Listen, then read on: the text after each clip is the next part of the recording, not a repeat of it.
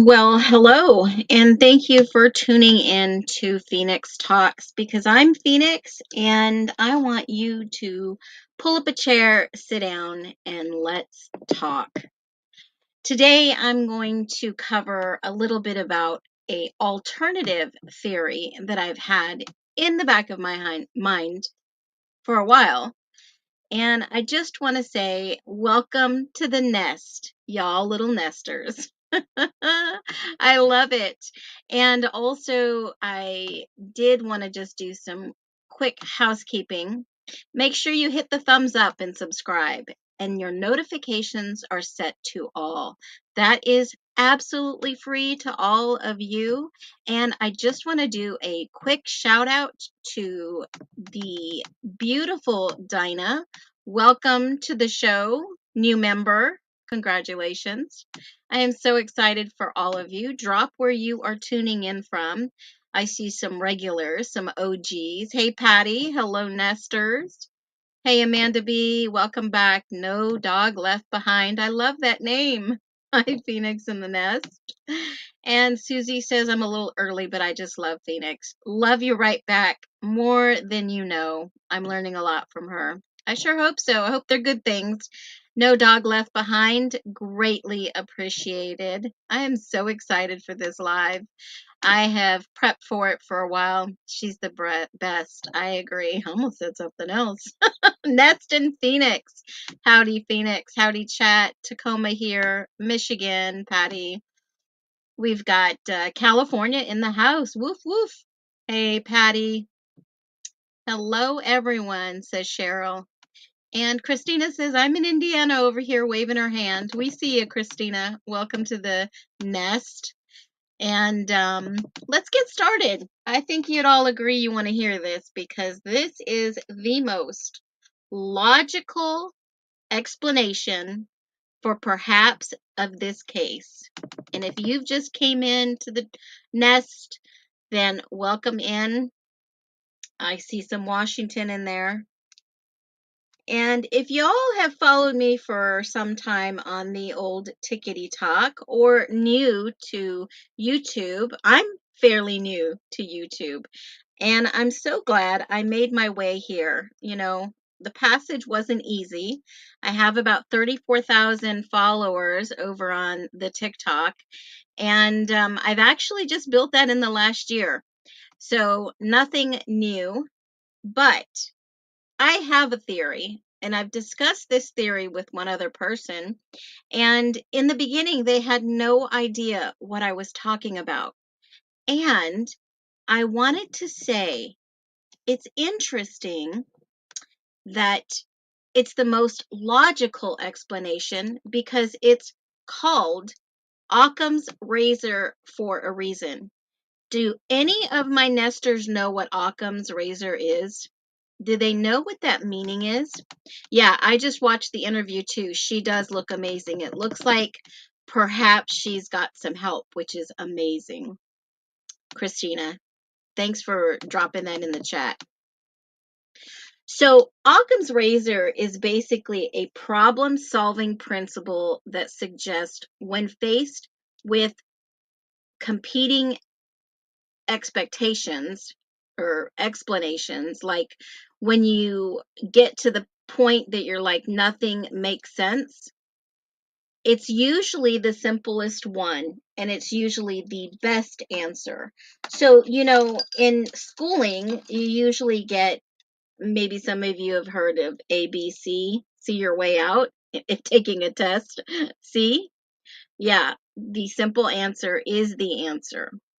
And when I began looking at some of the facts and the history in this case, we get a blurry line because we really don't know what is actually factual. And if you plug these theories in and come up with one ultimate theory as we get closer and closer to hopefully hearing some true facts, it makes sense. So the core idea of Occam's razor simply emphasize simplicity and efficiency in your explanation. And hopefully I'm going to give you some really simple philosophy in problem solving. It's a principle that you could use every day, and I encourage everyone to consider the simplest solution first. Who knows how we got here with all the mysterious and secrecy of this case? Because obviously there was a parallel investigation. We've been given that information, and we can see the other investigations that were going around this case. And was this really a study gone wrong? And the thought process behind this theory, if you've been watching Birdie, is basically, let's do the background. Bryan Kohberger, was a PhD student in criminology at Washington State University. That is fact. Fact, fact, fact. And he lived about 9 to 10 miles away from Moscow. That's another fact. He had a known interest in forensic psychology. We learned that a lot about his peers that worked with him at DeSales University. He was focused on serial killers, how they think, how they operate, and behavioral profiling. And one last fact is he was online in communities of criminals. He obviously was working on his PhD. So was he acting alone? Was he observing or enabling? Now, Kohberger may have not stabbed the victims himself, guys. He may be, in fact, innocent. Instead, I'm going to give you the theory of what he may have done. He may have essentially, allegedly, allowed someone else to commit the murders while he observed or documented. He may have even helped plan or surveil the victims.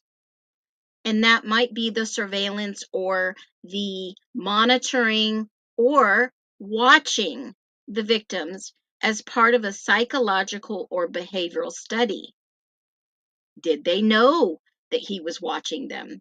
I remember, in fact, that someone had said Kaylee went to the police, or Kaylee had mentioned that she was being watched. Stalked? I don't know, but watched. Now, did he act as a criminal observer? A concept not entirely unheard of in psychology, guys. It's unethical and illegal, but was he observing what happened? Now, we all talk about the Reddit study. He asked real criminals about their emotions, and that survey did go to DeSales University.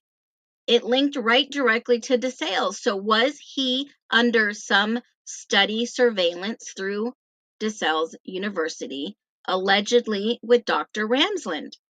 Is that a possibility? Absolutely. Could he have been the driver? Could he have been in the area observing from a distance? Could there have been some type of video camera or GoPro or something on the individual who created and did these acts? Well, months before the murders, he did post that Reddit survey, and it was tied to his WSU email. It asked ex-cons and offenders to describe how they felt before, during, after committing a crime. If they prepared, what they were thinking, and if they tried to distance themselves after the crime. And when you start seeing this, you think, bingo, a red flag comes to my mind, 100%. So when you start looking about the timeline hypothesis of a criminological study gone wrong, you see Kohberger researches criminal behavior. He studies violent subject or suspect. Subject slips away and commits murders. Well, in 2022, I guess there was some type of study. And I wrote this down because there was a subject that slipped away and committed murders. Well, who was that subject? Was he following somebody? Was there an unaliving in Pennsylvania that went cold, like a cold case? And was he studying someone that slipped away and that led him to Washington State University? Well, I'm hoping that that's the case, because now we see, and it should have been 2025. I made a mistake on the slide. Kohberger takes the fall. And why do you think someone would take the fall? Nothing is as it seems, because if it's been a study gone wrong, then we have a red flag. Now it's seen as a possible sign of a real-time experiment, right? Experiment he did, experience he understood what was going on. And if that's the ideation phase of his thesis, man, he is going to write one hell of a thesis. Now, there's a little unethical, criminal crossing here that I don't think anyone's ever seen in the court of law, because he has some culpability if this is the case. However, if he was tasked with a study, is he or is he even liable for this study gone wrong? Is he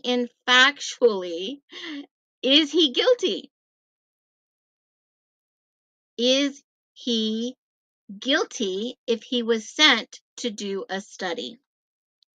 Well, number one, that's the biggest red flag. He did not stalk the victims beforehand. But if you want to call it stalking, I would say it was monitoring, because this was a real live study. Phone ping showed he was in the area, right? We all know the cell phone. But within 100 meters is almost 300 and something feet. So Cyray's the expert in that. He could share more if the gag order's lifted. Could it be interpreted as maybe behavioral surveillance of subjects before a planned experiment, like a live in-lab study? Is that what this was? Was he working on a possible thesis transcending empathy to understand the mind of a killer? Now, it's clear what his actual thesis, you know, in hindsight, it was unclear the whole entire time until I got to this part. But what his classmates and professors described him, he had an obsession with understanding the criminal mind, getting inside the head of a killer. Some suggested he thought complete immersion to achieve this. That means in the field, in the thick of it. Now, if his final PhD topic was plausible, he believed in becoming part of the experience. People leaned on him for his intelligence, especially in the crime scene house that they talked about that Ramsland had set up for her students. It's even worse. What if he facilitated it? And that's the gray lines in regards to crime. What would he be prosecuted for? He got caught. He may have recruited or even studied someone who did the killing. That survey could have brought him real people in the community. Or, remember, a killer may have slipped away from Pennsylvania and moved to Washington, where Kohberger followed. In the court of law, it is reasonable doubt. So could he have recruited somebody more violent, already psychotic or a psychopathic with a criminal intent? Maybe they've killed before? He could have met this person through criminology networks online, recruited or studied them in real time, thinking he would give them the ultimate data that he was looking for. So if you shift this theory from Kohberger killed to Kohberger enabled, observed, or co-planned, would he in fact be innocent? Or perhaps This is where it gets the muddied waters, and they charged him with unaliving 4 people. However, Bill Thompson said in a court of law with Judge Hippler, he didn't intend on killing all 4. So what were the motives and what were the intentions? There's a huge lack of emotional response, post-arrest detachment. Or is that just ASD? Is that something that we've not considered? Could he have not committed the actual crime? Now, reports from jail office officials said Kohberger had a little reaction to being arrested. He was more focused on what evidence was being used than the emotional toll, which basically gives me the idea he was using his academic mind that's rather than someone that was caught for mass murder. So when you look at all these, let's talk about the counter arguments of this theory. There's no clear second suspect. Well, according to some, there may be other suspects with 3 male DNA unidentified and possibly someone else that was connected. This thesis is still ongoing. It's been going on for a few years. If I had to think about what he's thinking, put yourself in his shoes. He had no motive other than a study that may have gone wrong. It's highly unethical and criminal. No academic program would condone a live crime observation. If that's the case, he has done something no one has ever done before. In my mind, what if it went rogue? And if we're trying to understand this case, the simple answer may be this option, this theory. Because if you look at the facts that we've been giving from the courts, they were convinced it was him on circumstantial evidence. So why does this theory stick with me? Bryan Kohberger immersed himself in criminology and obsessed with the psychology of killers. Some of that factual information is out there. He studied a myriad of other killers. He may have even orchestrated or facilitated a real world case study, believing he was stepping into the mind of a killer for his thesis, clear and cut, but in doing so, crossed every ethical and legal boundary imaginable. If you could ask Bryan Kohberger one question, what would you ask him? He may be innocent. It may have been a criminological study gone wrong. Possibly one was loosely connected or investigating. Did the subject of his study slip the leash? Did he accidentally not have control over the subject? What would be one question that you would ask Bryan Kohberger if you could? Because remember, the killer was the subject Kohberger may have been studying. The murders were extremely violent, quick, and messy, but also showed a targeted attack, signs of familiarity with the house layout. Was it someone that Kohberger had been tracking or corresponding with?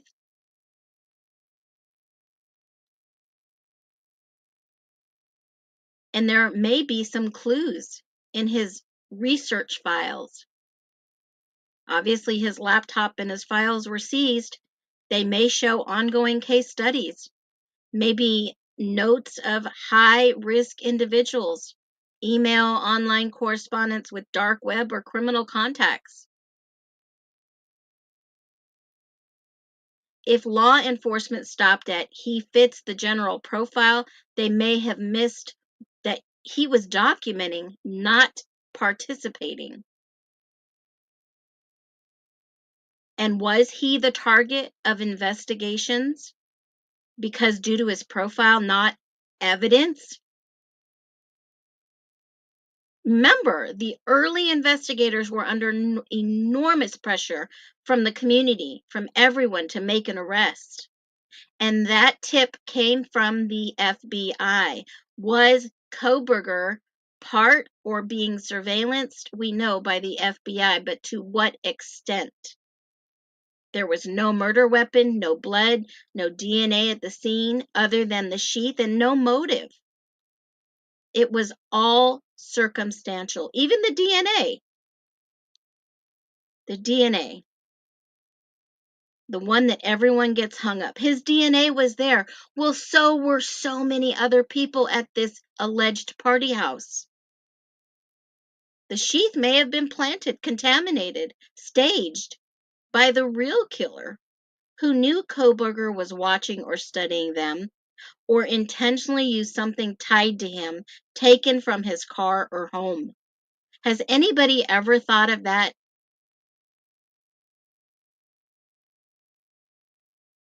Kohberger's calm after his arrest. It doesn't show guilt. It shows detachment. Most murderers show guilt, remorse, and panic. Kohberger was calm, asking what evidence the police had. He was not combative. He was reportedly continuing his academic routine all the way up until his arrest. It fits more like a man that was shocked that his study subject committed a real crime and now he has been blamed.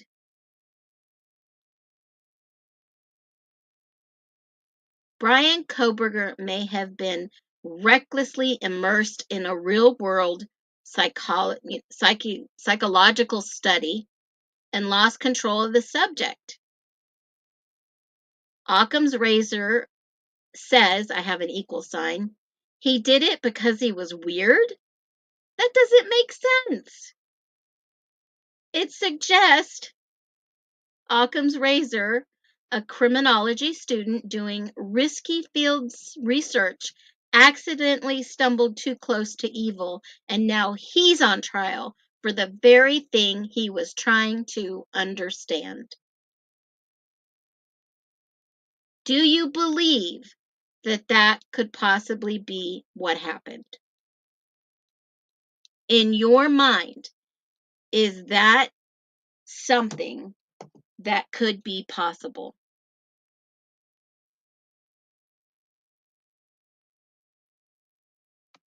Let's go through the questions and let's see exactly what is being said. Thank you, No Dog Left Behind again. And let's see what some of you and what one question you would like to ask Kohberger if you had the chance. What would you ask him? I see where you guys were talking about the evidence. Yeah, he can withdraw his plea. He can withdraw it before sentencing if they do have more information that he is factually innocent and they have evidence that proves this.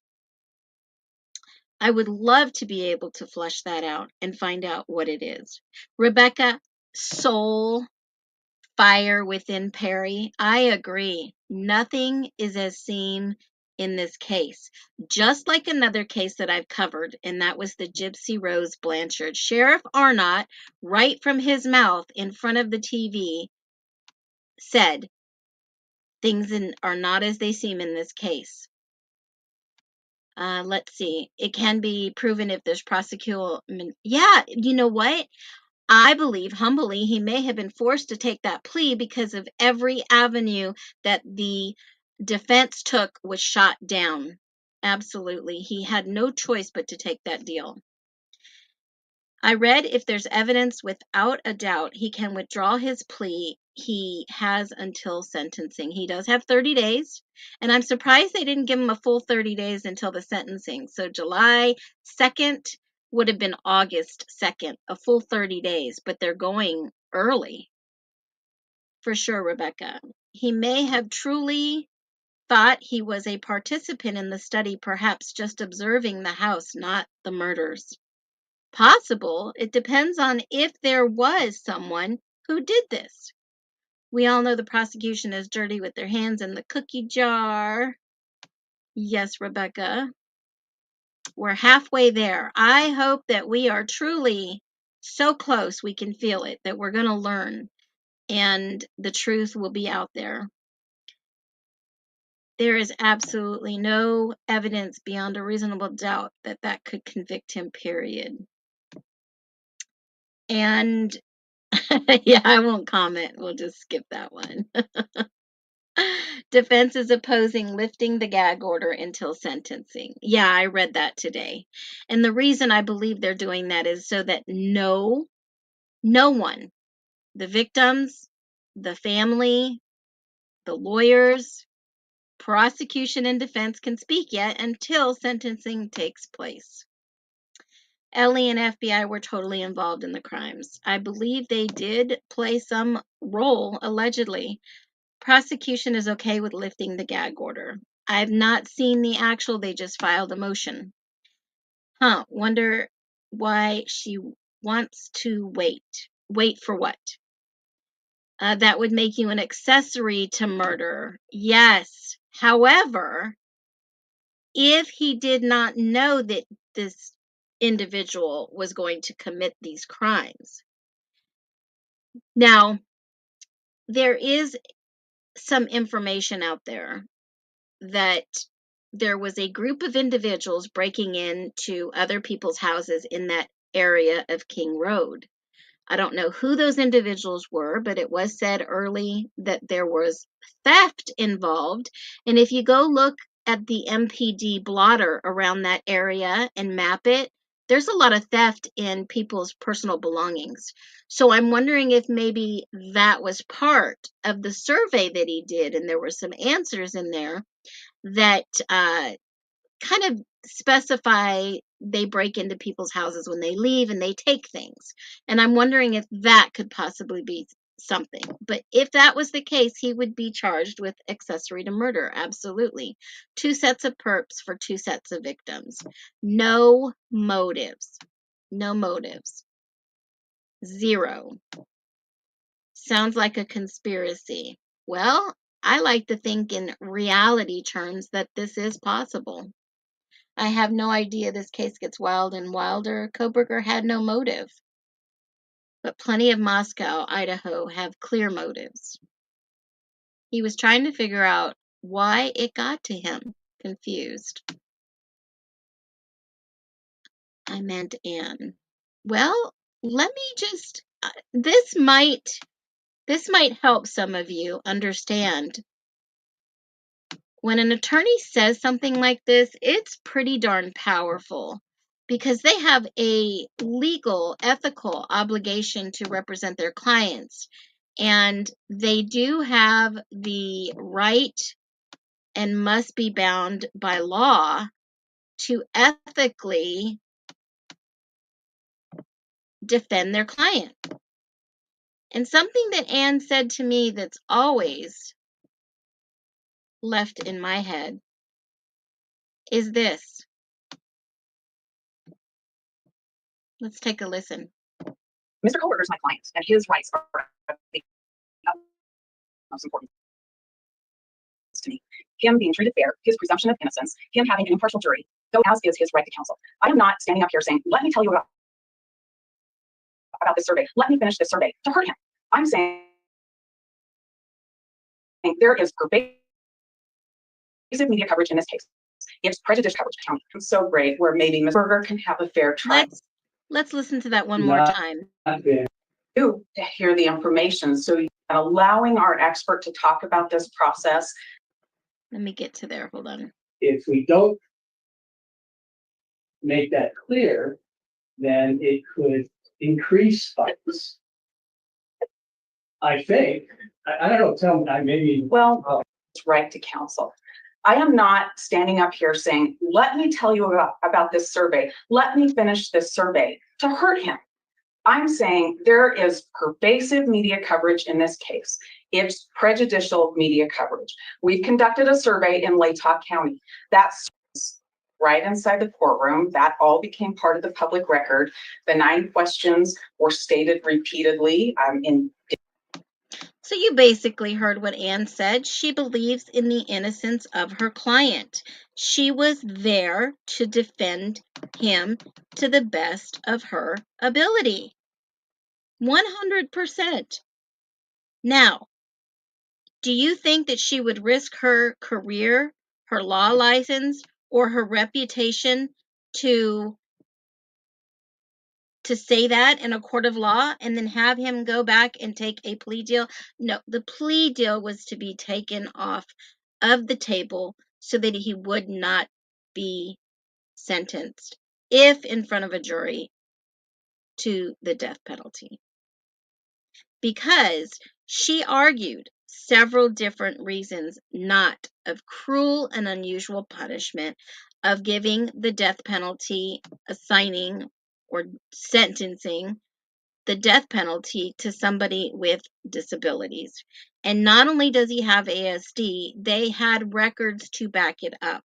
They had actual, real images showing his brain. Now, if you don't think that this could possibly be a study gone wrong, and you want to go down the route of the first original commenter in this case before the gag order that said, you guys, Bryan is innocent. The guy who did this was the one who got away. He left him to teach him a lesson.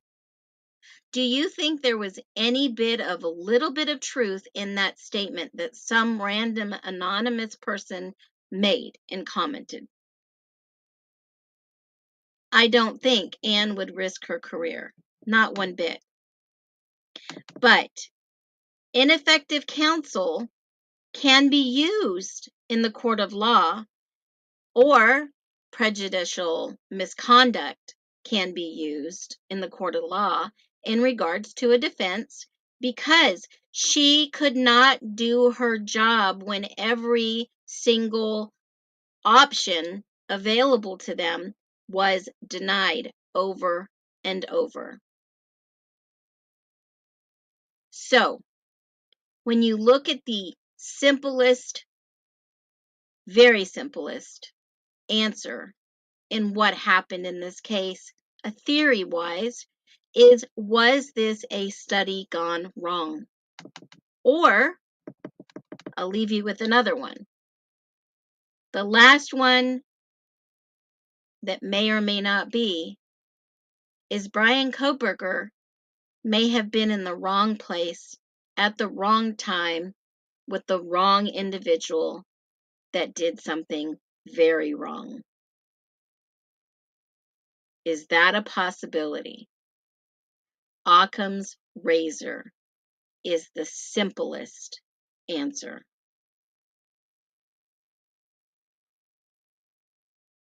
With that being said, thank you so much for tuning in and sitting down